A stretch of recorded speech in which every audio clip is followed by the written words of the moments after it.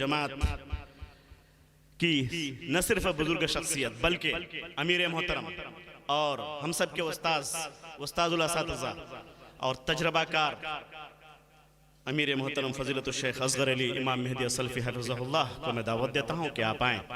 صبح ہم نے بہت کچھ سنا لیکن تشنگی باقی ہے، اب بھی ہم لوگ سننا چاہتے ہیں، سنیں گے انشاءاللہ۔ السلام علیکم ورحمۃ اللہ وبرکاتہ۔ الحمدللہ والصلاة والسلام علی رسول اللہ محمد بن عبد اللہ وعلى آلہ الطیبین الطاہرین واصحابہ الغر الميامین ومن تبعہم بإحسان إلى يوم الدین وبعد۔ فاعوذ باللہ من الشیطان الرجیم، بسم اللہ الرحمن الرحیم۔ کنتم خیر امہ اخرجت للناس تأمرون بالمعروف وتنہون عن المنکر وتؤمنون باللہ۔ وقال تبارک وتعالی فی موضع آخر وكذلك جعلناكم أمة وسطا لتكونوا شهداء على الناس ويكون الرسول عليكم شهيدا۔ وقال لقد كان لكم في رسول الله أسوة حسنة۔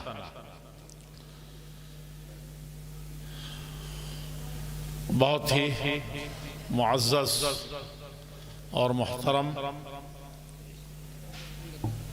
اور ہمارے خطاب کا بھی اور مخاطبت کا بھی، ہماری توجہات کا بھی اور کسی معنی میں ہماری عنایات کا بھی، اور بہت سے القاب اور آداب اور بہت سے تشجیعی کلمات اور تشکر آمیز خطاب کے مستحق تمام ہی علماء کرام جو یہاں تشریف رکھتے ہیں، خاص طور پر جو ملک کے گوشے گوشے سے، جنوب سے لے کر کے شمال تک، اور مشرق و مغرب کی بات تو بہت زیادہ نہیں کہوں گا، لیکن ہر جگہ سے کھچے کھچے چلے آئے ہماری جماعت کے بہت ہی اہم ترین خطباء، علماء اور اہل قلم۔ صرف ایک لفظ کہنا چاہتا ہوں کہ آج کا جو یہ گھر ہے اور آج کا جو یہ خاندان ہے، وہ ای خانہ ہما چراغ است کے مصداق ہے۔ تو نام لینے میں کتنا ہو زیادہ پرچی لے کر کے بیٹھیں، کچھ شخصیتیں رہ جائیں گی، کچھ ہمارے محبین اور اس اہم پروگرام کے خوشاچین رہ جائیں گے۔ تو اس لیے بہت زیادہ میں ادھر نہ جا کر کے اکتفا کرتا ہوں کہ آپ چاہے ادھر بیٹھے ہوں یا ادھر، خواتین ہوں یا حضرات، اور طلبہ ہوں یا طالبات، معلمین ہوں یا مدرسین و اطالق، اور ذمہ داران ہوں یا جتنے یہاں کے مامورین ہیں، یعنی خادمین جامعہ اور جمعیت ہیں، جمعیت اہل حدیث مقامی، ضلعی اور صوبے کے لوگوں تک یہ بات پہنچتی ہے اگر ہیں تو وہ تمام حضرات، ہمارے پاس پڑوس کے صوبوں سے بھی آئے ہوئے جو جمعیت کے بہت خاص لوگ ہیں، اور جو عمومی حضرات ہیں، علماء ہیں، ان سب کو سب سے میں مخاطب ہوں۔ خاص طور پر میں مولانا مطیع الرحمن صاحب جو اس جامعۃ الامام البخاری کے روح رواں ہیں اور اس کے بانی بھی ہیں، مبانی بھی ہیں، اور جماعت کی ایک اہم ترین شخصیت رفیق مکرم مولانا عبدالسلام صاحب، میں کیا کر رہا ہوں؟ اچھا اب تقریر نہیں کروں گا حاضر نہیں ہوں. ایک صاحب نے کہا تو میں نے بڑی سختی سے لیا کہ ایسے کیسے کہہ رہے ہیں. ایک صاحب نے کہا تھا اس وقت. اور لیکن جامعۃ الامام البخاری کے کل الصید فی جوف الفرا یہ بھی اسی کے دین ہے، یہ بھی اسی کے دین ہے. اور میں تو اس کے بہت بنیادوں سے رہا ہوں، تو اگر اس کا ذکر آیا تو کل شیء یرجع الی اصلہ، اور اصل کے ساتھ فرع کا ذکر بھی آ جائے تو یہ اللہ تعالیٰ کی طرف سے تھا، کیونکہ اس کا ذکر بہت کرتا ہوں. لیکن جامعۃ الامام الالبانی، اور ایسے بھی امام بخاری کے بعد ہی امام البانی آتے ہیں، انہی کے کاموں کی خاص طور پر تصحیح میں تکمیل کی ہے. سمجھا کہ نہیں سمجھا؟ اور کوئی ایسا نظر نہیں آتا امام بخاری رحمۃ اللہ علیہ کے یہاں جو کام تھا اس کے بعد عبر القرون ایسے الگ سے جمع کیا جائے تو بہت سے لوگ مل جائیں گے. بڑے بڑے محدثین ہیں کہ ان کے سامنے شیخ امام البانی کچھ نہیں ہے. لیکن حقیقت یہ ہے کہ جس ڈھرے پر اور جس طرز پر اور جس جافشانی کے ساتھ جمع کرنے کا مسئلہ تھا، امام سیوطی کو اگر حاتب اللیل سے جو علماء کہتے ہیں اس سے تھوڑا سا ادھر ادھر کر دیا جائے تو جمع الجوامع میں اور اس میں بہت سی چیزیں تھیں اور اس کے لیکن امام البانی کی کوئی مثال نہیں. تو یہ دونوں ایک ہی قبیلے کے ہیں، تو کئی ناحیے سے کتنے مناسبات دکھاؤں میں. تو بہرحال جامعۃ الامام البانی اور اس کے روح رواں اور اس کے بانی کون؟ مولانا مطیع الرحمن صاحب بڑے پرجوش ہو رہے تھے. وہ جب ذکر کر رہے تھے کہ بھلکی کے اجلاس میں، مجھے تو بہت سی باتیں یاد نہیں، کوئی یاد دلاتا ہے تو یاد آنی شروع ہو جاتی ہے. تو بھلکی میں بتایا تھا کہ انہوں نے مرکزی جمعیت کے اس وقت میرے خیال سے ناظم رہے ہوں گے، تو انہوں نے یہ بات کہی تھی اور بہت زور سے کہی تھی اور بنگال کی وکالت کی تھی. میں نے کہا کہ ہر ملک ماس کے ملک خدائے ماس، کہ اللہ کی جو زمین ہے وہ سب ہماری زمین ہے. سمجھا کہ نہیں؟ جو علماء ہیں وہ سب ہمارے علماء ہیں. یہ بات نہیں کہی تھی وہاں میں نے، لیکن اسی طرح کی بات کہی تھی. تو یہ ہماری اجتماعیت اور مرکزیت تو رہنی چاہیے ہر جگہ، تعلیمی میدان میں بھی اور تنظیمی میدان میں بھی اور تمام میدانوں میں. اور جہاں تک مرکزیت صوبے ہیں ہمارے، تو ظاہر بات ہے وہاں بھی کوئی مرکزیت ہونی چاہیے. تعلیمی جو ہم نے جمعیت بنائی ہے، صوبائی جمعیتیں ہیں، تو اسی طریقے سے ہمارے تعلیمی بھی مراکز ہونے چاہیے. اور انہیں مثال بھی بہت پھیلا کر کے دی پورے ہندوستان کی. یہ بہت اچھی چیز ہے. پیوستہ را شجر سے امیدیں بہار رکھ. اور جب شجر ہی نہ ہو، مرکز ہی نہ ہو، سینٹر ہی نہ ہو، تو پھر ہمارے عزیز گرامی قدر مولانا تنویر ذکی نے کہا ہے کہ فرد قائم ربط ملت سے ہے، تنہا کچھ نہیں. تنہا پہلوان بلوان اور جتنے بڑے بدوان جو کچھ ہو جائیں، کچھ ہونے کو نہیں. ہاں ہوتا ہے، لیکن یہ ہے کہ جو اللہ تعالیٰ کو چاہیے، جو ملک کو چاہیے، جو ملت کو چاہیے، جو جماعت کو چاہیے، وہ بہت زیادہ اجتماعیت کے ساتھ آنے کے بعد ہی یہ کوئی چیز ہوتی ہے. اور میں یہاں جب بات سے بات آئی ہے تو آپ لوگ ان اداروں کی قدر کیجئے، اداروں والوں کی قدر کیجئے. اجتماعیت نہیں رہی تو سارا معاملہ ختم ہو جائے گا. مرکزیت اگر آپ نے پیدا نہیں کی تو سب برباد. عمر ابن خطاب رضی اللہ تعالیٰ عنہ سے زیادہ تجربہ کار کوئی نہیں تھا. اللہ تعالیٰ نے ان کے زمان پر حق جاری کیا تھا. وہی ان کے کی رائے کے مطابق رفض کرنے کے بعد بھی آ جاتی تھی. اور وہ انسان عجیب انسان تھے. اور گلہ بانی کا معاملہ بسا اوقات ہمارا ایمان ہے، عقیدہ ہے ہر وقت کا کہ ابو بکر رضی اللہ تعالیٰ عنہ کا کیا پوچھنا. وہ تو اول و آخر، اسلام میں بھی جاہلیت میں بھی خیارکم فی الجاہلیت خیارکم فی الاسلام کے حقیقی مصداق تھے. لیکن عمر بن خطاب رضی اللہ عنہ کا مسئلہ بڑا عجیب سا تھا. اور یہ حروب اور ردہ اور مانعین زکوٰۃ اور فلان اور بہت سے معاملات جو اس وقت درپیش ہوئے، اس کو وہ ایک الگ کہانی ہے اور اس کو جاننا چاہیے مصیبت کے وقت میں. تو وہ حضرت ابو بکر کا رضی اللہ تعالیٰ کا دل تھا، دماغ تھا، علم تھا، فقاہت تھی اور شجاعت تھی کہ وہ سب پر ردت ولا ابا بکر لہا. تو یہ تو چیز تھی. لیکن عمر بن خطاب رضی اللہ تعالیٰ عنہ فرمایا کرتے تھے، جبکہ ان کے زمانے میں کوئی ٹس سے مس نہیں کرتا تھا. حضرت عبداللہ ابن مسعود رضی اللہ عنہ حدیث بیان کرنے کے لیے 100 مرتبہ سوچنا پڑتا تھا. سمجھا کہ نہیں سمجھا؟ تب بھی پکڑ لیے جاتے تھے، گرفت. حالانکہ وہ خود اتنے زیادہ محتاط تھے کہ کانپنے لگتے تھے حدیث بیان کرتے ہیں. اور اتنے محتاط تھے او کما قال رسول اللہ صلی اللہ علیہ وسلم. انہی کا یہ ہے جو آج کل علماء دہراتے ہیں، او کما قال، بالکل پرفیکٹ. کچھ لوگ اعتراض کرتے ہیں کہ جب آپ نے ہو بہو سندن متنن ذکر کر دیا ہے کہ نہیں، اور الفاظ متواتر ہیں، تو وہاں او کما قال کہنے کی کیا ضرورت ہے؟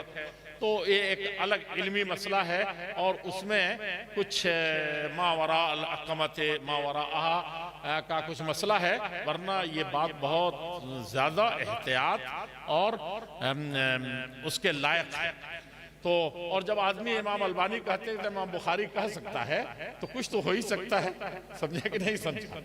تو امام اتنے یہ تھے، لیکن وہ گھبراتے تھے اور اس کے باوجود ان کا احتیاط تھا کہ صحابہ میں شاید اتنا بڑا محتاط کوئی آدمی. بہرحال تو حضرت ان کے زمانے میں بکری بھی اور شیر بھی دونوں لرزتے تھے، کانپتے تھے اور بھول جاتے تھے. شیر بھول جاتا تھا کہ میں شیر ہوں اور بکری بھول جاتی تھی کہ میں بکری ہوں. اور راستہ چلتے ہوئے شیطان، اصلی شیطان جناتوں میں سے، انسانوں میں سے تو کوئی نظر نہیں آتا تھا. سمجھا کہ نہیں سمجھا؟ ہاں، وہ تو عبداللہ ابن زبیر تھے کہ دیکھا کہ امیر المومنین عمر آ رہے ہیں تو سب بھاگ گئے، سب اپنے گھروں میں گھس گئے بھاگ کر کے جو کھیل رہے تھے سڑک پر. لیکن انہوں نے ایک عبداللہ ابن زبیر وہیں کھڑے رہ گئے، بھاگے ہی نہیں. کھیل سب بھاگ گئے تو کھیل کیا کھیلتے ہیں؟ تو کہا کہ سب بھاگ گئے، تم لوگوں نے پوچھا کہ ایسا کیوں ہوا کہ تم ڈٹے رہ گئے؟ تو کہا کہ امیر کوئی ہم غلط کام کر نہیں رہے تھے جس کی وجہ سے مجرم بن کے بھاگ تھے، اور راستہ اتنا تنگ نہیں تھا کہ امیر المومنین سے گزر نہیں سکتے تھے. سمجھا کہ نہیں سمجھا؟ تو ان کے علاوہ سب گھبراتے، شیطان گھبراتا تھا، انسانوں میں سے بھی، جناتوں میں سے بھی، اور دوسرے بھی گھبراتے تھے، حالانکہ وہ بڑے رحیم تھے. تو وہ یہ کہا کرتے تھے. بتائے ان کو کہنے کی کیا ضرورت ہے؟ غالباً ہم لوگ سلفی کہلاتے ہیں، تو جو سلفی کہیں گے وہ سلف کے جملوں کو بھی نہ بولیں، ان کے عمل کو نہ بولیں. وہ کہتے تھے لا دین. یہ لا دین جو آپ کمیونسٹوں کو کہتے ہیں وہ لا دین نہیں ہے. وہ تو ڈسپلن کے ساتھ چلتے ہیں. 35 سال تک بنگال کو کہاں پہنچایا اور کیا کیا کیا، تب بھی لگے نہیں ٹوٹی وہ. سمجھا کہ نہیں سمجھا؟ بہت غور سے سنیے گا. وہ کیا فرماتے ہیں؟ لا دینوں نے دین کو نہیں چھوڑا، تدین کو نہیں چھوڑا. اور ایک بات اور کہہ دوں آپ سے، یہ دینداری تدین جو ہے ہر شخص میں پایا جاتا ہے، ہر جگہ میں پایا جاتا ہے.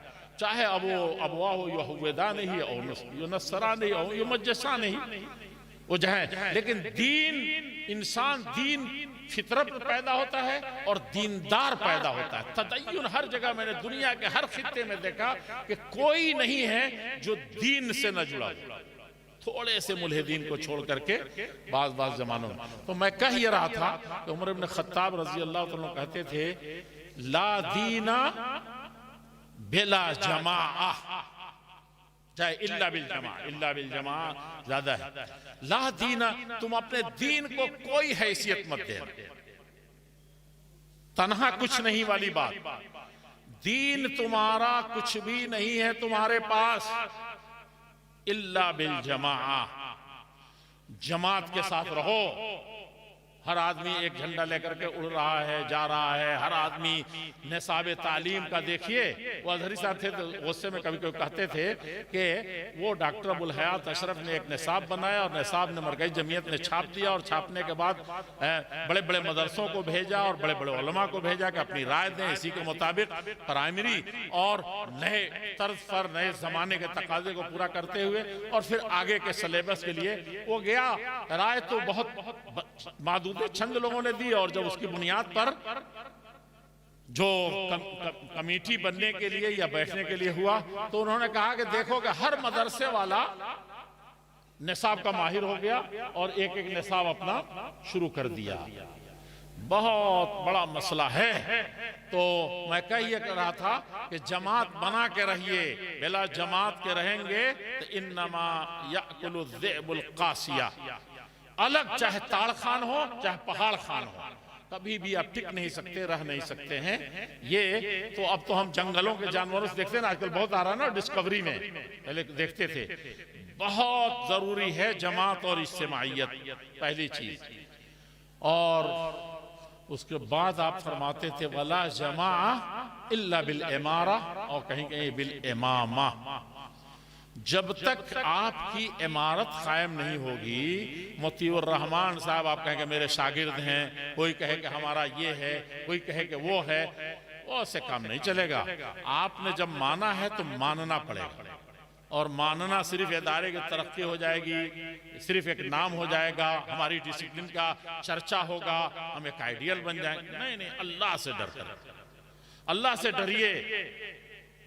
اور الا بالامارہ، اللہ نے یہ حکم دیا ہے اجتماعیت کے ساتھ رہنے کے. نبی نے زور دیا ہے کہ 2 آدمی رہو، سفر میں رہو تو بنا لو ایک کو. سمجھا کہ نہیں سمجھا؟ بلا اپنا کوئی رہبر بنائے چلو نہیں. اور یہ سلفیت میں سب سے بڑی بنیاد ہے. میں جتنی سلفیت کے آپ دہائی دیتے ہیں، سب سے بڑی بنیاد یہی تھی. اور آگے جو فرمایا تھا وَلَا عِمَارَةَ إِلَّا بِالسَّمْعِ وَالطَّاعَةِ.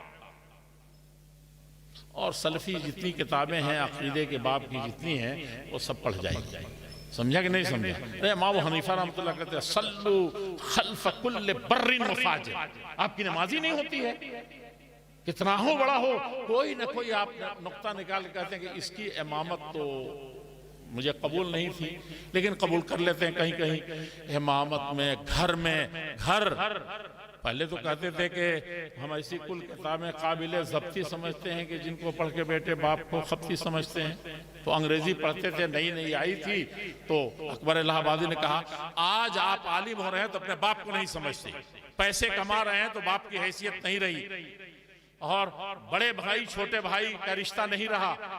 مولانا کہاں دیکھیں گے آپ دیکھیے گھر برباد ہو رہے ہیں صرف اس بنیاد پر. اب تو عورت بھی پڑھ لکھ کر کے ہماری بچیاں پڑھ رہی ہیں تو وہ بھی اب عالمہ کہلا رہی ہیں. تو خدا نخواستہ کسی وجہ سے اس کا شوہر کم پڑھا میں لکھا ملا، اتنا تگڑا نہیں ملا. یہ میرے پاس دسیوں مسائل ہیں جو آئے ہیں.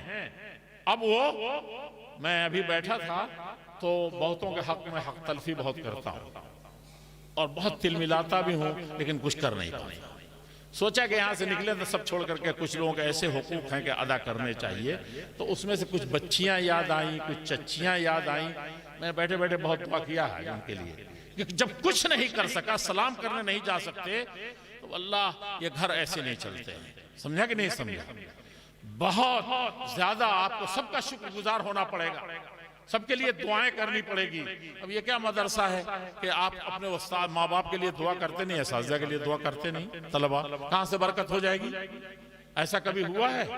ابھی مولانا فرما رہے تھے کہ البرکت مع اکابرکم، برکت اس وقت ہوگی جب اپنے بڑوں کی قدر کرو. اور وَلَوْ أُمِّرَ عَلَيْكُمْ عَبْدٌ حَبْشِي، پرنسپل بنایا گیا تو آپ کو اپنے تنتنے سے فرصت ہی نہیں ہے. کہتے مدینہ سے پڑھ کے میں آیا ہوں، مدینہ سے میں پڑھ کے آیا ہوں، تو یہ کیا پڑھ کے آئے ہیں؟ اور بلا سوچے سمجھے لوگوں نے بنایا. لیکن وَلَوْ تَعَمَّرَ اور تعامر کے ذریعے سے آئے، تب بھی آپ مانیں، ایک کسی کو آگے لے کے چلیں. اور یہ سلف کے ہاں سب کچھ دکھا دیا گیا کہ ابو بکر رکاب پکڑ کے چل رہے ہیں. کس کا رکاب پکڑ کے چل رہے ہیں؟ جس پر پاؤں رکھا ہوا، پاؤں دان ہے، اس پر اس کو پکڑ کر کے چلے جا رہے ہیں. کون ہے؟ 18 سال کا ایک لڑکا بیٹھا ہوا ہے. صرف کہنے کے لیے سلفی ہیں. ابو بکر سے ساری دنیا کے ایمان ترازو کے ایک پلڑے میں رکھے جائیں، اور ساری عزتیں اور توقیر جو کسی کے لیے زیب دے سکتی ہیں، وہ سب ایک ذرہ بے مقدار ہیں ابو بکر کی عزت و مقام اور مرتبے اور ان کی ایمان کے مقابلے. جان لیجیے. جا رہے ہیں منا دیا اللہ کے نبی صلی اللہ علیہ وسلم نے. اور نبی صلی اللہ علیہ وسلم نے بھی ہمارے سلف کا یہی طریقہ تھا, سب چلتا تھا. تو یہاں اب تو طلبہ پڑھ کے کیا ہے, باپ کو تو خپتی سمجھتی تھے, اپنے اساتذہ کو بھی سمجھتے ہیں. اداروں کے بارے میں بڑا برا حال ہے. جو یہاں سے چلنا سیکھا ہے, مچلنا سیکھا ہے, وہ ایسی ہی باتیں کرتے ہیں. میں کہتا ہوں ایک ایک ذرے سے محبت کیجئے. ایک چپراسی کے لیے اگر آپ نے دعا نہیں کی, اس کی عزت نہیں کی, اور چاہے دنیا کے جس مرتبے پر فائز ہو گئے ہوں, علم کی برکتیں حاصل نہیں ہو سکتی. سمجھا کہ نہیں سمجھا؟ اللہ کے نبی تو مشرکین میں جو بڑے سب سے خطرناک تھے, لیکن تھوڑا سا تعامل کر لیا تھا تو پورا ولو ان مجدن اخلد الدہر واحدن, تو پورا آپ نے قصیدہ کہہ دیا اس کے اوپر. لوگوں نے قصیدے کہہ دیا کہ اگر تو مطعم بن عدی کا یا جبیر کا, تو یہ سب چیزیں بہت زیادہ ملحوظ رکھنے کی ہیں. آپ اس کو یاد رکھیں, اس کو جانیں. تو میں یہ کہہ رہا تھا کہ اس وقت مولانا نے پھنسا دیا ہم کو, اس کو ذکر نہیں کرتا تو اچھا تھا. بہرحال اس وقت میں نے کئی چیزیں بنگال کے تعلق سے رکھی تھی, اس کی مرکزیت بیان کیا تھا, اس کے رجال کو. اور کوئی تقریر ایسا بتا دیں کہ اس خطے میں نہیں کہیں بھی ہوتی ہو. ابھی کیرلا میں کہا کے آیا میں, اور کئی جگہ جہاں بھی ہندوستان میں, بستی گونڈا میں تھا, 3-4 جگہ تقریباً ہر کسی نے کسی طریقے سے ذکر آیا کہ یہ بنگال کو تم کیا جانتے ہو, یہ خطہ حسن شیر شاہ آبادی کا پوری دنیا میں کہتا ہوں کہ اس طرح سے اکٹھے اتنے اہل حدیث ہیں. قدر کریں آپ لوگ اپنی, اور دوسرے جماعت کے لوگ قدر کریں. مجھے بے حد تکلیف ہوتی ہے کہ ایک اہل حدیث بنانے کے پیچھے کہ وہ آ جائے گا تو مجھے جنت مل جائے گی, ہے کہ نہیں؟ کیا کہا تھا کہ ایک آدمی بھی اگر ایمان لے آتا ہے, ہدایت پر آ جاتا ہے, تو کیا ہے وہ اس وقت ہوائی جہاز جو ہے نا چارٹر, اس سے بھی بہتر ہے. یہی کہا تھا نا اللہ کے نبی صلی اللہ علیہ وسلم نے. ہاں, کہا کہ دنیا کی کوئی دولت اس کا مقابلہ نہیں, ایک آدمی ہدایت ہے.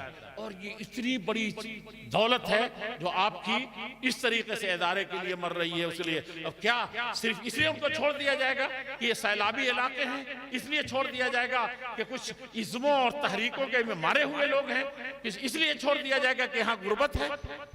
لوگوں نہیں, آپ ایسا نہ کریں, ایسی دولت آپ کو پھر کبھی نہیں ملے گی. میں نے اس وقت ان سب کی طرف اشارہ کیا تھا اور کہا تھا کہ جب یہاں کے لوگوں میں صلاحیت ہے کہ وقت کے سب سے بڑے تحریک شہیدین کو آدمی دینے والے یہیں کے لوگ تھے, پیسہ دینے والے لوگ تھے, اور اس وقت ان کے پاس کچھ نہیں تھا. تو کیا ہم اپنے اداروں کو نہیں بنا سکتے؟ مطیع الرحمان صاحب آپ یاد رکھیے گا, اور آپ لوگ ان سے زیادہ یاد رکھیے گا, یہ ادارے قائم کرنے والے خون جگر جلا کر کے کر لے جاتے ہیں, لیکن اس کے گرد راہ کے طور پر جو غبار اٹھتے ہیں وہ سب آپ کے ایمان کو تازہ کرنے کے لیے ہوتے ہیں. لیکن آپ اس غبار سے غبار خاطر, آپ کے دلوں میں غبار پیدا ہو جا رہا ہے, شیطانی وسوسے. اور یہ میڈیا کے جو مولانا عبدالرقیب صاحب ذکر کر رہے تھے, یقین جانیے اس سے بچیے. تو کہنے کا مقصد یہ ہے کہ آپ لوگ کھڑے رہیے اس اداروں کے پیچھے ہر طریقے سے, کسی طرح کا نہیں. اتنا بڑا جلسہ کیا, کوئی گاڑی لے کے کھڑا ہے, کوئی پیدل چل رہا ہے, کوئی ایک ایک مٹھی تلاش رہا ہے. کب تک چلائیں گے آپ باہر سے, کب تک چلائیں گے دنیا سے, کب تک یہ ہوگا؟ ہم نے تو یہاں سے چلایا تھا تو دنیا کا سب سے بڑا نظام چلایا اس وقت تحریک شہیدین کا. اور کہاں اس وقت تو اب بہار پار کیجئے, اس کے بعد یو پی پار کیجئے, پھر دلی, پھر ہریانہ, پھر جائیے, کئی دسیوں صوبے پار کرنے کے بعد آپ سرحد پر پہنچے گے. اس وقت پہنچتے تھے, یہاں کے لوگ بھی یہاں کے پیسے میں, اس کو بھی آپ اپنی خاطر میں لائیے. اور کہیں بھی ہو جو عزو بدر داو رد روزگار, دیگر عزو ہارا نمانت قرار. یہاں بے قراری ہے دینی ادارے کے لیے, یہاں بے قراری ہے علم کے لیے, اور وہ اس کو اس بے قراری کو دور کرنے کے لیے جہاں کہیں بھی دنیا میں بستے ہوں, ہندوستان میں خاص طور پر, تو ان کا یہ فرض بنتا ہے کہ اس اداروں کو وہ قائم کریں. یہ چیزیں اس وقت میں بہت فرحت میں نہیں ہوں, صرف آپ کو دیکھ کر کے کہہ رہا ہوں, ورنہ میں نے اس سے زیادہ اچھے ڈھنگ سے جوش کے ساتھ اس وقت کہا تھا. آپ ان سب خاطر میں لائیے. اور اس ادارے کو حقیقت یہ ہے کہ اس کی جو دیواریں دیکھی تھی, اب یہ سد سکندری جو آپ نے کھڑا کیا ہے, تو جب میں داخل ہوا تو اس کے گیٹ پر کیا تھا, بانس کا ہمارے یہاں چچرا بولتے ہیں، یعنی بانس کا گیٹ، بانس کی کمچیوں کا گیٹ تھا، اور جب اندر گئے تو دیکھا کہ کچھ میں اس بانس کا بنا ہوا ہے جس میں پوری آسانی سے آپ سب کو بچوں کو دیکھ سکتے ہیں، ایک تو وہ تھا، دوسرے کہیں کہیں بانس کی کمچیوں کا تھا جس سے تھوڑا سا اس کے پتے زیادہ ڈھکے ہوئے تھے۔ سمجھا کہ نہیں سمجھا؟ تو میں اس وقت سے آیا تھا یہاں جب اس کو مکتب کہا جا سکتا ہے، اور مکتب بھی ویسے نہیں جس سے ہوتے ہیں۔ حقیقت میں مولانا السلام صاحب نے بات کہی کہ اتنی تیزی سے ترقی کرتا ہوا، اس میں صرف ایک جملہ مجھے کہنا ہے کہ مجھے دیکھنا ہے، آپ کو دیکھنا ہے۔ اس علاقے کے لوگ چلے گئے ہیں اس وقت، بہت تھوڑے لوگ ہیں، لیکن یہ بات پہنچائے ہیں کہ آپ کا حصہ کتنا ہے، بس اور کوئی چیز نہیں، صرف یہ دیکھیے کہ آپ کا حصہ کتنا ہے۔ کیا ہم ہی اتنے نکمے ہیں کہ اتنا بڑا کام ہوا، ہمارا کوئی اس میں یوگدان نہیں، کوئی قربانی نہیں، کوئی جافشانی نہیں، بھئی ہمارا ایک مال بھی لگا۔ میں ایک بات کہتا ہوں، سلف کے ہاں تھا، بعض سلف ایسے تھے کہ نماز پڑھنے جاتے تھے تو کچھ نہ کچھ لے کے جاتے تھے کہ ہم وہاں کسی نہ کسی کو دیں گے، کسی محتاج کو ضرور دیں گے۔ سمجھا کہ نہیں سمجھا؟ آج مسجد میں چندہ ہو رہا ہے اور وہاں دیں گے، تو آپ یاد کیجئے کہ کبھی وہ کچھ نہیں ہوتا تھا تو گھر ایک مٹھی غلہ لیتے تھے اور ایسے پاکٹ میں رکھتے تھے۔ یہ اقوال سلف، اس وقت نام مجھے نہیں یاد آ رہا لیکن اس کو پڑھا ہے۔ اور ایک دن ایسا ہوا کہ گھر میں کچھ نہیں تھا تو لہسن لے لیا۔ اب ان کی فقہات تو منع کر رہی تھی کہ لہسن تو ایسے ہی کھا کے جانا منع ہے، میں لہسن ہی لے کے جا رہا ہوں۔ تو فقیہ تھے، انہوں نے کہا لہسن کھانے کے بعد بدبو پھیلتی ہے، منہ کھولنے سے ہوتی ہے، صرف مجرد لہسن ہم ڈھنگ سے رکھ لیں تو چھلکوں کے درمیان بدبو نہیں کرے گا۔ لیکن ایسے جانا گوارا نہیں کیا کہ وہاں ہماری ملت کے، ملک کے، انسانیت کے بھوکے اور کون کون ہوں گے، اس کے بغیر اللہ تعالیٰ کو کیا، صرف اللہ تعالیٰ کی نماز۔ اور ہندوؤں کو دیکھیے، وہ جب بھی پوجا کرنے جاتے ہیں، بھائی بہت سی چیزیں معاف کیجئے گا، ہماری حالت ایسی ہی نہیں ہے۔ اقبال نے ایسے ہی نہیں کہا تھا یہ مسلمان ہے جنہیں دیکھ کے شرمائے یہود۔ بہت صحیح کہا تھا، بہت صحیح کہا تھا اقبال نے۔ ہم کو لوگ کہیں ہیں نہیں، منہ دکھانے کے لائق نہیں ہیں، کہیں بھی نہیں ہیں، اور اس کو وہ لے کر کے جاتے تھے۔ ان کا کیا ہے، کوئی پوجا بھی بلا بھوجا کے نہیں، کم سے کم 2 پیسے مولانا لے کے جاتے ہیں۔ سمجھا کہ نہیں؟ آپ کہتے ہیں کہ شرک کیا، گنگا میں پیسے ڈال دیے، لیکن جرم ہے پیسہ ضائع کرنا، ملک کی سمپتی ہے یہ۔ لیکن عقیدت اور دین کا مسئلہ ایسا ہے اور دوسرے اس کی رعایت کرتے ہیں، ورنہ پولیس والے چاہیں تو پکڑ لیں کہ آپ پیسہ ایسے پھینک دیں گے، نوٹ جلا دیں گے، آپ نہیں رہ سکتے ایسا۔ لیکن ان کے دل کی آواز ہوتی ہے، ان کے آتما کی آواز ہوتی ہے کہ وہ تیز گاڑی چل رہی ہے، ان کو پتا ہے کہ ٹکرا کر کے ادھر ہی آ جائے گا، لیکن اس کے باوجود پھینکتے ہیں۔ آپ مفت کی نمازیں نہیں پڑھتے، مسجد بنی ہوئی ہے بنا دیا، ایسے کر دیا۔ میرے عزیزوں، میرے بزرگوں، میرے بھائیوں، یہ سب تقریر کرنے کی چیز نہیں ہے۔ اپنے من میں ڈوب کر پاجا سراغ زندگی، تو اگر میرا نہیں بنتا نہ بن، اپنا تو بن۔ یہ ادارے کے اوپر ساری تقریر چلی گئی۔ میں چاہتا ہوں کہ جلد از جلد اس مسئلے کو ختم کیا جائے، سوسائٹیوں سے لے کر کے، اور مسلمان بننے کی ضرورت ہے۔ یہ جو سیرت طیبہ، ہم تو جتنی چیزوں کی یہاں دیکھ رہے ہیں کہ سیرت طیبہ کی روشنی میں، سیرت النبی کی روشنی میں، لیکن سیرت النبی کا توحید، یہ بتائیے ہم، توحید کس چیز کا نام ہے؟ ایک دیہاتی آدمی کو جو توحید کی تینوں قسموں کو وہ نہیں سنا کبھی یا نہیں جانتا، لیکن اس کا یقین اللہ پر اتنا ہے کہ وہ رازق ہے، تو سیلاب آیا پورا بہ گیا، قرض لے کر کے اس نے وہ کیا تھا، کھیتی باڑی کی تھی، اور ایک جملے میں وہ اللہ پر کہتا ہے کہ اللہ جس میں خوش ہیں۔ میں نے اپنے کانوں سے 10 مرتبہ سنا، کیونکہ سیلابی علاقے کا میں بہت زیادہ سیلابی علاقہ، ایک جملے میں وہ کہتا ہے کہ اللہ اسی میں خوش ہیں تو میں خوش ہوں، ہم لوگ خوش ہیں۔ اور دوسرا جملہ جو میں نے اکثر سنا وہ یہ کہتا ہے، جس نے دیہات میں، کہ جس نے یہ منہ چیرا ہے وہ ایسے ہی نہیں رہے گا، سب چلا، بڑے اطمینان سے کہتا ہے۔ ہمارا کہاں ہے کہ اس کے پیچھے بھاگ رہے ہیں؟ کہاں توحید؟ اللہ خیر الرازقین کہاں ہے؟ یہ نہیں ہے توحید، اس کا نام نہیں ہے۔ اسی طریقے سے مصیبتوں میں، مشکلات میں، ایک دوسرے کو نیچے دکھانے میں، ایک دوسرے کی عزتوں کو، آپ کے ہاتھ میں کچھ بھی نہیں ہے، چاہے جتنے چتر ہوں، جتنا کچھ کر لیتے ہو، جتنے پاورفل ہوں، جتنی بڑی کرسی پر بیٹھا ہو، آپ اللہ پر یقین رکھیے کہ اللہ جل شانہ جو چاہتے ہیں وہی ہوتا ہے۔ اس لیے ہم کو وہی کرنا چاہیے جس میں اللہ کی مرضی ہو، امت کی، ملک کی، ملت کی، انسانیت کی بھلائی ہو۔ اسی صورت میں اسی لیے آپ دیکھیں گے کہ سب سے زیادہ لڑنے والے کون لوگ تھے؟ بات ختم ہو رہی ہے۔ سب سے زیادہ لڑنے والی قوم عرب میں تھی، سب سے زیادہ لڑائی تھی۔ تعصب کی کوئی مثال نہیں ملتی، کوئی مثال نہیں ملتی کہ اتنی علاقائیت، اتنی خاندانی رقابت اور اس آپسی مختلف عنصریات کی بنیاد پر اتنی عداوت، ایسی دشمنی تو میں نے نہیں دیکھی۔ لیکن ان سب کے باوجود توحید کیا آیا کہ صرف اب حکم دینے کی بھی نہیں، اب سب لوگ ایک ہو گئے، سب نیک ہو گئے، سب کچھ جان دینے کے لیے، قربان دینے کے لیے، ایک دوسرے کو بڑھانے کے لیے سب تیار ہو گئے۔ تو سیرت طیبہ سے اگر ہم یہ سیکھتے ہیں، اب صرف یہ کہیں کہ اللہ کے نبی صلی اللہ علیہ وسلم نے ایسی سادی شادی کی تھی، اور یہ سب میں بھی حقیقی دخل صرف توحید کا ہے، عقیدہ توحید کا۔ اور کسی نے جو کہا ہے کہ عبادت کرو، عبادت کا حکم ہے، عمل کرو پہلے، تو عمل کرنے کی ضرورت ہے میرے عزیزوں۔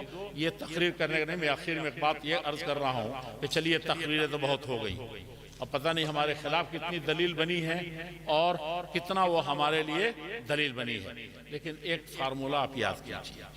آپ لوگ بیٹھے ہیں نا، اس وقت بھی بیٹھے تھے، بارش ہو رہی تھی، تو ایک آدمی کو کوئی نہیں بول رہا تھا، لیکن ایک آدمی یہاں سے کھڑا ہو کر کے ایک آدمی کہہ دے کہ بھوک بہت زور سے لگی ہے اور مختصر کیا جائے۔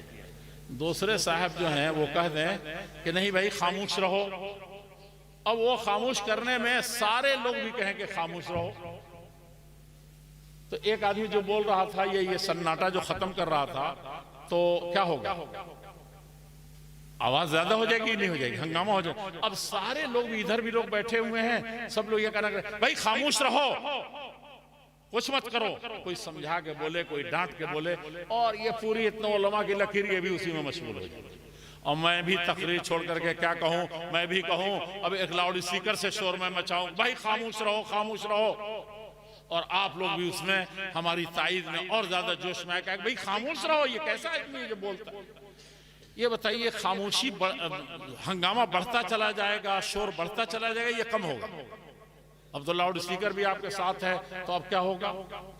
لیکن عزیزو یہ تقریر نہیں ہے، آپ اس پر غور کیجئے گا ذرا جا کر کے۔ قبر میں بھی اکیلے ہی جانا ہے، حشر میں بھی اکیلے ہی اٹھنا ہے، اور جہنم میں کوئی پوچھے گا نہیں۔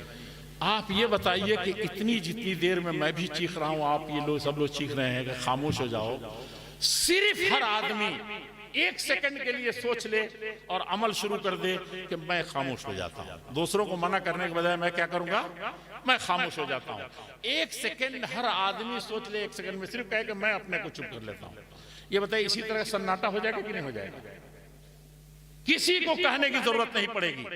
اس لیے اس وقت ہم لوگ دیکھیں جو کہتے ہیں کہ لوگ جہیز لے رہے ہیں، اپنے بچوں کو تعلیم نہیں دے رہے ہیں، لوگ حسد کرتے ہیں، یہ لڑائیاں ہیں، یہ فلاں ہیں، یہ کہنے سے، کہنا تو ہے، فرض ہے کہ اتنا بھی نہ کہیں تو کیا کریں، جلسہ بھی نہ کریں تو کیا کریں، لیکن عمل کا مسئلہ یہ ہے کہ وہ خود سے کرنا ہے۔ جس دن میں نے جان لیا کہ میرا بچہ پڑھ رہا ہے، نمازی ہو گیا، مسجد میں آتا ہے، میں اس دن ہم کو آنکھ موند لینا چاہیے کہ ملت کے سارے بچے نمازی ہو گئے۔ سمجھا کہ نہیں سمجھا؟ جس دن میں نماز کا پابند ہوگا، سمجھ جائے کہ ہو گیا یہ کام۔ جس دن میں نے ایک مٹھی لے کر کے اس دارالعلوم میں ڈال دیا، سمجھیے کہ سارے لوگوں نے ڈال دیا۔ ہم صرف یہ کہتے ہیں، میں یہ بھی تقریر کرنے کا موقع ملا، کہتے ہیں کہ ہم لوگ نہیں کرتے، نہیں، ہم کرتے ہیں کہ نہیں کرتے ہیں، کتنا کرتے ہیں، اس میں اسی طریقے سے اپنے سے شروع کیجیے۔ اور یہی سلف کا طریقہ تھا کہ دوسرے کو دیکھتے بھی تھے کہ وہ نہیں کر رہا ہے، تو یا تو اس کے لیے رات کے اندھیرے میں دعا کرتے تھے، یا رات کے اندھیرے میں ایسے چپکے سے جا کر کے اس کو نصیحت کرتے تھے، اور اس جذبے سے جاتے تھے کہ کوئی نہ کوئی میرے بھائی کو پریشانی ہے، اس لیے فجر میں یہ نظر نہیں ہے۔ سمجھا کہ نہیں سمجھا؟ آج فلاں جگہ جلسے میں نظر نہیں آیا اتنے اہم پروگرام میں، تو اس کو کوئی نہ کوئی عذر ہوگا۔ ہم کیا کرتے ہیں، نماز پڑھ کے نکلتے تو ایسے سب بے نمازیوں کا محلہ ہو گیا ہے۔ مولانا یقین جانیے آپ نماز نہیں پڑھنے آئے ہوتے، جتنا آپ نے اس کے دل کو، اس کے ایمان کو، اس کی مجبوریوں کو، یا آپ کے ساتھ میں ہو جاتا ہوں، وہ اس بے نمازی کو ہم نے جتنا کہہ کر کے، بڑاس نکال کر کے، اپنی نماز کا چرچا کر کے، سمجھا کہ نہیں سر؟ لیکن اگر کبھی کبھی دل سے بھی کہا جاتا ہے کہ بھائی کیا ہے، دل روتا ہے کہ کاش کے نمازی ہوتے، کاش کہ ہماری امت کے لوگ، ملت کے لوگ ایسے ہوتے، ایسا کبھی دل میں ہوتا ہے، لیکن اس کو بھی کہہ رہے ہیں تحقیر کا کہیں بھی مسئلہ نہیں ہونا چاہیے کہ میں نمازی ہوں تو افضل ہو گیا اور وہ کیا ہے۔ یہ سب چیزیں تقریر کی نہیں ہیں، اپنے دلوں میں اتاریے اور آئیے۔ سلفیت اسی سے پیدا ہوئی تھی اور تمام طرح کے چیلنجز کا، تمام طرح کے رسم و رواج کا اسی سے یہ ہوا تھا۔ اور اس وقت تو میں کہتا ہوں کہ فرض دعوت تو فرض کفایہ مانتے ہیں علماء، علمی دنیا میں جب بحث کرتے ہیں تو اس کو فرض کفایہ مانتے ہیں، لیکن آج میں کہتا ہوں کہ فرض عین میں بھی زیادہ عین ہو گیا ہے، سمجھا کہ نہیں؟ جتنی برائیاں ہیں، ہر آدمی سب کام چھوڑ کر کے اب پیچھے سے بیکنگ ہو گیا کہ اللہ کے لیے آپ لگ جائیں، تو جتنی برائیاں اس کے لیے آپ کو 10 گنا محنت کرنے کی ضرورت ہے، اور اس اوپر سے مزید روزانہ دسیوں نت نئے جو برائیاں پیدا کی جا رہی ہیں انسانیت کے خلاف، اس کے لیے تو آپ مزید کھیپ لانے پڑیں گے، سمجھا کہ نہیں سمجھا؟ اب اس سے سمجھ سکتے ہیں کہ کتنی ضرورت ہے دعوت کی، کتنی ضرورت ہے تبلیغ کی، کتنی ضرورت ہے اصلاح معاشرہ کی، کانفرنسوں کی۔ ہم سال 2 سال پر ہوتے ہیں تو تھک جاتے ہیں۔ یہ بہت بنیادی چیز ہے جو ہم کو اپنی زندگی میں اترنا چاہیے۔ آخری جملہ یہ ہے جو میں نے شروع میں کہا ہے کہ اللہ کے نبی صلی اللہ علیہ وسلم ہم لوگ خیر امت بنیں۔ یہ لوگ دشمن، بہت پیاری بات لگی مجھے جو کسی نے کہا کہ 1000 کلومیٹر سے کہتے ہیں امریکہ یہ سب کچھ پھیلا رہا ہے، قوموں کو لڑا رہا ہے، اور بتایا کہ دیوار سے ملے ہوئے ایک بھائی سے آپ سلام بھی نہیں کرتے ہیں، وہ غیر مسلم جس پر فرض تھا اور سب سے بڑا قرض اس کا ہے۔ اور امام غزالی کی زبان میں کہ اصحاب الیمین جنت کا پروانہ مل چکا ہوگا اور اصحاب الشمال جو جہنم میں جانے والے ہوں گے، وہ روتے تھے امام غزالی اور کہتے تھے کہ اس میں سے کوئی کھڑا نہ ہو جائے جو جہنم کا پروانہ لے کر کے ہیں، کہ رب العزت والجلال دنیا میں جتنے مردار کھاتے تھے، جھوٹ بولتے تھے، باطل ادیان ہمارا دین تھا، اور ہم جہیز طلاق دنیا حاجات میں دنیا ہماری برباد ہو کے جہنم ہو کے رہ گئی، اور یہ ایمان والے بڑے اطمینان سے زندگی گزار رہے تھے، چاہے جس مرحلے میں ہوں، جس طریقے سے ہوں۔ تو رب العزت والجلال ہم کو اس آخرت میں بھی یہ عذاب مل رہی ہے، تو نے جو دین اور ایمان کی امانت رکھی تھی وہ تو ان امینوں نے، اور اللہ کے نبی صلی اللہ علیہ وسلم لا دین لمن لا امانت لہ، امانت نہیں ہے تو خیانت ہے، اور خیانت جس کے پاس ہے وہ دیندار نہیں ہے۔ تو کہا کہ دنیا کے سب سے بڑی امانت جو ایمان کی، اسلام کی، سچائی کی، بھائی چارے کی، محبت کی، اللہ تعالیٰ تم نے ان کو دے کے اسلام کی شکل میں دیا تھا، انہوں نے ہمارے ساتھ خیانت کی، اور خیانت عظمیٰ ہے۔ ہو سکتا ہے کہ اللہ تعالیٰ جوش میں آئے اور ان کا غضب بھڑک جائے اور کہیں کہ ان مجرمین کو، ان خائنین کو، یہ دیندار نہیں تھے، یہ فراڈ کرنے والے، تو ہو سکتا ہے کہ ان کو کہیں کہ ان کو پہلے ادھر بھیجو، اور یہ دنیا میں بہت غصہ چکے ہیں، اور اس وقت ان کے کسی نہ کسی نیکی قبول کر کے ایسا کر دو۔ یہ ان کا ایک احساس تھا سمجھانے کے لیے، سمجھا کہ نہیں سمجھا؟ تو یہ غیر مسلم خصوصاً جو ہیں ہمارے دیش میں بہت بڑا چانس ہے، بہت بڑی چیز ہے۔ ہمارے اسلاف نے یہی کام کیا تھا، یہی سب سے بڑا یہ تھا۔ اور بنگال کے لوگوں کا تو میں ایک جملے میں کہہ دوں، ڈاکٹر راجندر پرساد جو تھے، اور یہاں جو تحریک چلی تھی سب سے زوردار، صاحب دیوان گلشن ہدایت، وہ تو انہی کے بھتیجے تھے، بھتیجے نہیں چچازاد بھائی تھے، پنڈت ان کا کیا نام تھا پہلے جو صدر جمہوریہ تھے، ابھی تو کہا بھول گیا میں، ڈاکٹر راجندر پرساد جو بھارت کے سب سے بڑے تھے، اسی خاندان کے تھے، سمجھا کہ نہیں سمجھا؟ کیسے ہوئے تھے، کس طریقے سے ہوا تھا، کیا تعامل تھا، وہ آپ تصور نہیں کر سکتے۔ اس کی بنیاد پر بڑے سے بڑے لوگ ہو گئے، ہمارے آبا و اجداد بھی اسی طریقے سے۔ میں تقریر نہ کر کے اپنی بات اسی پر ختم کرتا ہوں۔ اللہ رب العزت والجلال سے دعا کرتا ہوں کہ رب العزت والجلال وہ نسبت عالی جو اپنے باب عالی سے ہم کو عطا فرمایا ہے توحید کی بنیاد پر، اور وہ سب سے بڑا نسب اور حسب اور فخر اور جتنی چیزیں ہو سکتی ہیں جو اپنے پیارے نبی محمد الرسول اللہ صلی اللہ علیہ وسلم عطا فرمایا ہے، اللہ تعالی ہم کو اسی در سے اور اسی سیرت سے ہم کو روشنی حاصل کرنے کی توفیق عطا فرما۔ ہم بڑے گناہگار ہیں، رب العزت والجلال عصیان ما ورحمت پروردگار ما آرا نہایت استنا ایرا نہایت، یہ بہت بڑے گناہوں کو ہم سمیٹ کر کے بیٹھے ہوئے ہیں۔ اللہ تعالیٰ تو اپنی رحمت بے کراں سے ہم کو معاف فرما دے۔ یا رب ان کبرت ذنوبی عظمتاً فلقد عرفت ان عفوک اعظم، رب کریم ہم لوگ گناہگار ہیں، اس وقت بہت کچھ دور ہو چکے ہیں، لیکن تو اپنے، ہم جانتے ہیں کہ تیرا عفو و کرم سب سے بڑا ہے، تو اپنے عفو و کرم کی بارش برسا اور یہ ادارہ سدا بہار رہے اور اس کو دن دنی رات چوگنی اللہ رب العزت والجلال ترقیات سے نوازیں اور ہم سب لوگوں کو اس کا دست و بازو اور ہمنما بنائیں۔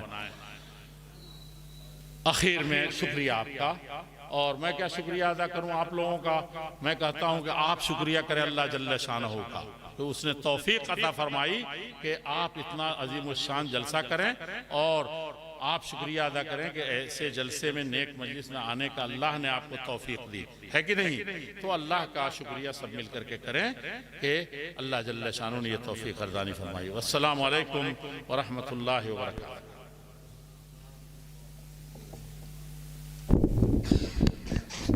جزاک اللہ احسن الجزا۔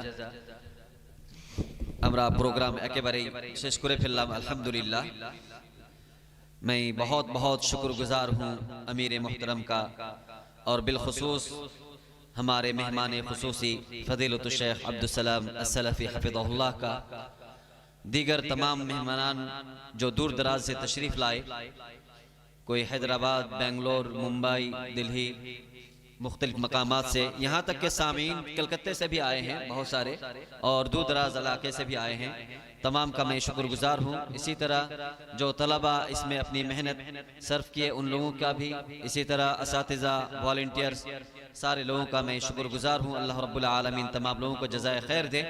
اور یقیناً یہ محفل تو سجی تھی، یہ اسٹیج تھے اور پنڈال تھے اور سجاوٹ تھی، لیکن شاید اللہ رب العالمین کو اور ہی منظور تھا، اور فَمَجْتَمَعَ قَوْمٍ فِي بَيْتٍ مِّن بُيُوتِ اللَّهِ، شاید اللہ رب العالمین کو یہ کام لینا تھا، اسی وجہ سے اپنے گھر میں سب کو لا کر جمع کیا تاکہ اس کو مزید اللہ رب العالمین قبول کر سکے۔ تو یہ رنگا رنگ اور یہ ساری سجاوٹ اللہ رب العالمین کو پسند نہ آئی، اور یہ آب ہوا کی تبدیلی ہوئی، اور الحمدللہ ہم سب سے خیر المواطن میں جمع ہوئے اور یہ پروگرام ہوا۔ اللہ رب العالمین اسے قبولیت بخشے۔ سبحانک اللہم و بحمدک، اشہد ان لا الہ الا انت، استغفرک و اتوب الیک۔ السلام علیکم ورحمۃ اللہ وبرکاتہ۔